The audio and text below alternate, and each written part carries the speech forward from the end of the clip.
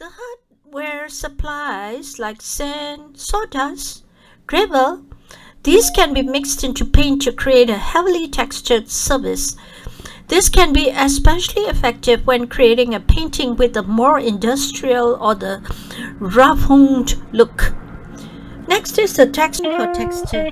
When creating a texture painting, it's important to first consider the subject and the mood or atmosphere you want to convey. This will help guide your decisions about the type of textures you use and how you apply them to the canvas. Here are some steps. First, sketch the basic shape of the subject. Start by sketching the basic shape of the subject you want to paint, keeping in mind that overall composition and balance of the piece. This will serve as the foundation for the rest of your painting. Secondly, decide on the textures you want to use. Consider what textures will best convey the mood or atmosphere you want to create. For example, you might use rough and pastel brush strokes for a more expressive and emotional piece, whereas smoother or more controlled texture for a more serene and peaceful pieces. Thirdly, experiment with different tools. Try using different tools to apply the textures.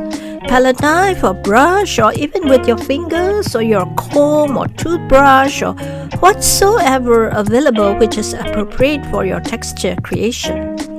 Experimenting with different tools can help you find the best way to apply the textures that you want to use.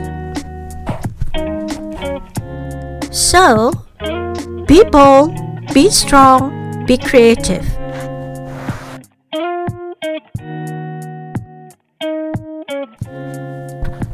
In addition to the traditional art supplies like paint and the brushes or the palette, there are many household items from a Home Depot store that can be used to create interesting texture in a painting.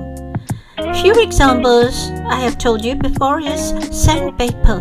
Sandpaper that can create a gritty textured surface. This can be especially effective when creating a painting with a more abstract or expressionist style. That's my suggestion.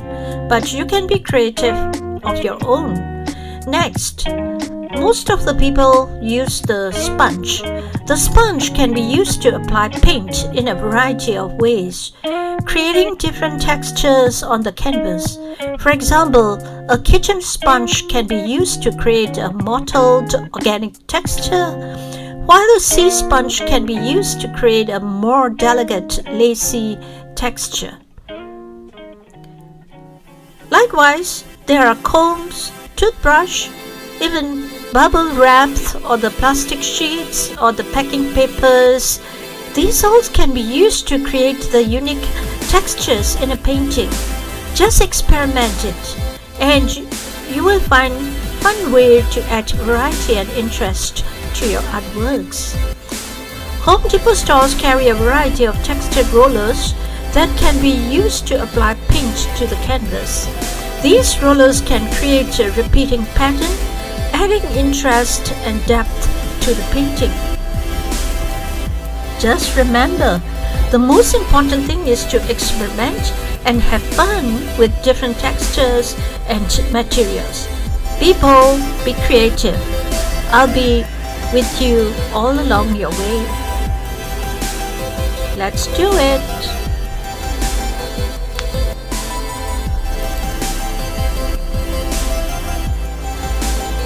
Decide on the textures you want to use.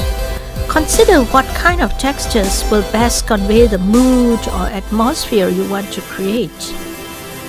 For example, you might use rough and pastel brush strokes for the more expressive and emotional pieces, or a smoother or more controlled texture for a more serene and peaceful pieces.